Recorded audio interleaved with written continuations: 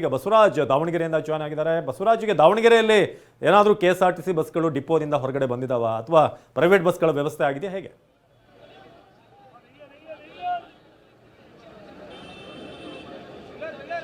ಅವಿನಾಶ್, ನಾವೀಗ ನೀವು ನೋಡ್ತಾ ಇರ್ಬೋದು, ನಾವು ಕೇಂದ್ರ ಬಸ್ ನಿಲ್ದಾಣ ಬಂದಿದ್ದೀವಿ. ಏನು ಯಾವುದೇ ಕೂಡ ಬೆಳಗಿನಿಂದ ಕೂಡ ಒಂದೇ ಒಂದು ಬಸ್ KSRTC ಬಸ್ ಹೊರಗೆ ಬಂದಿಲ್ಲ. ಅದಕ್ಕೆ ಪರ್ಯಾಯವಾಗಿ ಜಿಲ್ಲಾಡಳಿತ ಒಂದು ಖಾಸಗಿ ಬಸ್ಗಳ ವ್ಯವಸ್ಥೆಯನ್ನು ಮಾಡಿರ್ತಕ್ಕಂಥದ್ದು. ಬೆಳಗಿನಿಂದಲೇ ನಿರಂತರವಾಗಿ ಒಂದು 93 ಬಸ್ಗಳು ನಿರಂತರವಾಗಿ ಸಂಚಾರವನ್ನು ಚಿತ್ರದುರ್ಗ, ಬೆಂಗಳೂರು ಸೇರಿದಂತೆ ರಾಜ್ಯದ ಬಹುತೇಕ ಭಾಗಗಳಲ್ಲಿ, ವಿಶೇಷವಾಗಿ ಇಲ್ಲಿರ್ತಕ್ಕಂಥ ದಾವಣಗೆರೆ ಇರ್ತಕ್ಕಂಥ 126 ರೂಟ್ಗಳೇನು ಬರ್ತಾವೆ, ಇದರಲ್ಲಿ 90ಕ್ಕೂ ಹೆಚ್ಚು ರೂಟ್ಗಳ ಖಾಸಗಿ ಬಸ್ಗಳಿದ್ದು, ಹೀಗಾಗಿ ಅತಿ ಹೆಚ್ಚು ಏನು ಇಫೆಕ್ಟ್ ಆಗಲ್ಲ ಎಂಬ ದೃಷ್ಟಿಯಿಂದ ನಿರಂತರವಾಗಿ ಬೆಳಗಿನಿಂದಲೇ ಪ್ರೈವೇಟ್ ಬಸ್ಗಳನ್ನು ಒಂದು ರೀತಿ ಪ್ರತಿಭಟನೆಗೆ ಸಡ್ಡು ಹೊಡೆದಂತೆ ಜಿಲ್ಲಾಡಳಿತ ಒಂದು ಕ್ರಮವನ್ನು ಕೈಗೊಂಡಿತ್ತು. ಸಂಪೂರ್ಣವಾಗಿ ಕೇಂದ್ರ ಬಸ್ ನಿಲ್ದಾಣದಲ್ಲಿ ಪ್ರೈವೇಟ್ ಬಸ್ಗಳನ್ನು ನಿಲ್ಲಿಸಿರ್ತಕ್ಕಂಥದ್ದು ನೀವು ನೋಡ್ತಾ ಇರ್ಬೋದು.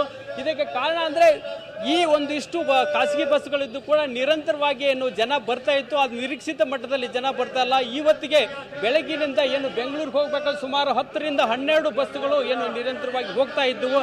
ಆದರೆ ಈಗ ಮಾತ್ರ ಕೇವಲ 2 ಬಸ್ಗಳು ಮಾತ್ರ ಬೆಂಗಳೂರಿಗೆ ಹೋಗಿರ್ತಕ್ಕಂಥದ್ದು. ಈ ಖಾಸಗಿ ಬಸ್ಗಳನ್ನು ಆರಂಭ ಮಾಡಿದ್ರು ಕೂಡ ಜನ ಕೂಡ ಅಷ್ಟು ನಿರೀಕ್ಷಿತವಾಗಿ ಬಂದಿರೋದಿಲ್ಲ.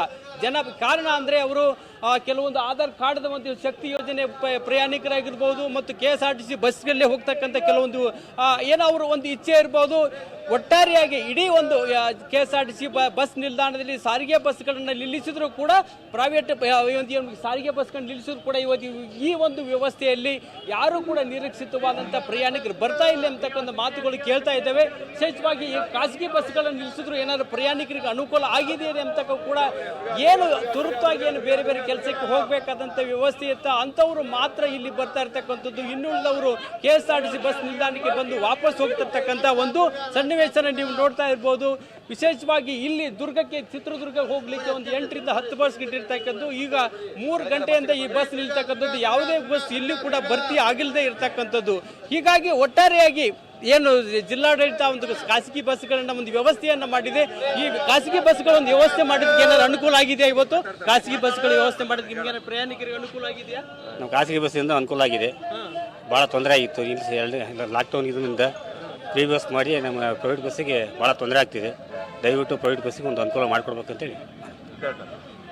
ಬೆಳಗ್ಗಿಂದ ನೀವು ನೋಡ್ರಿ, ಇಲ್ಲಿವರೆಗೂ ನೋಡ್ತಾ ಇದ್ದೀರಾ, ಏನು ಸಾರಿಗೆ ಬಸ್ ದಿನ ಒಂದು 10ರಿಂದ 20 ಬಸ್ಗಳು ಹೋಗ್ತಾ ಇದ್ದು. ಆದರೆ ಈ ಪ್ರೈವೇಟ್ ಬಸ್ಗಳು ಇದಾವೆ. ಈ ಪ್ರೈವೇಟ್ ಬಸ್ಗಳಿಂದ ನಿಮ್ಗೆ ಏನಾದ್ರು ಅನುಕೂಲ ಆಗ್ತಾ ಇದೆಯಾ? ಅಲ್ರಿ, ಹೆಣ್ಮಕ್ಳಿಗೆ 2,000 ಕೊಟ್ಟು ಗಂಡು ಮಕ್ಳು ಜೋಬಿ ಕತ್ತರಿ ಹಾಕಿದಾನ ಅವನು ಬೇಡ ಯಾರು ಬೇಡ.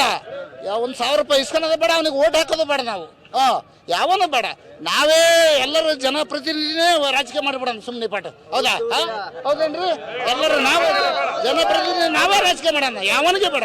ಅವರು ಇಟ್ಕೊಂಡಕ್ಕೀಗ 8 ತೊಲ, ಕಟ್ಕೊಂಡಕ್ಕೀಗ 12 ತೊಲ ಮಾಡೋಂಥ ನಾವು ಅವ್ರನ್ನ ಗೆಲ್ಸಿ, ಅವ್ರು ಇಟ್ಕೊಂಡಕ್ಕೀಗ 8 ತೊಲ, ಕಟ್ಕೊಂಡಕ್ಕೀಗ 12 ತೊಲ ಮಾಡಿಸೋಂಥದ್ದು ಏನೈತಿ? ಹೌದಾ? ನಾವೇ ಮಾಡಿಬಿಡೋಣ ನಿಪ್ಪಟ್ಟು.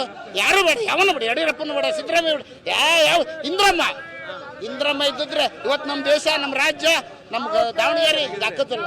ಈಗ ಪ್ರೈವೇಟ್ ಬಸ್ಗಳನ್ನ ಮಾಡಿದರೆ ಏನೋ ಅನುಕೂಲ ಆಗಿದೆ ಅಂತ ಅನಿಸ್ತದ? ಪ್ರೈವೇಟ್ ಬಸ್ಗಳನ್ನ ಮಾಡಿದರೆ ಇದಕ್ಕೆ ಅನುಕೂಲ ನಾನೇ ಕೇಳ್ರಿ. ಇದು ದಾವಣಗೆರೆಯಿಂದ ಮಾಹಿತಿ ಕೊಡ್ತಾ ಇದ್ರು ಬಸವರಾಜ್. ಸದ್ಯಕ್ಕೆ ಅಲ್ಲಿ ಪ್ರೈವೇಟ್ ಬಸ್ ವ್ಯವಸ್ಥೆಯನ್ನ ಮಾಡಲಾಗಿದೆ.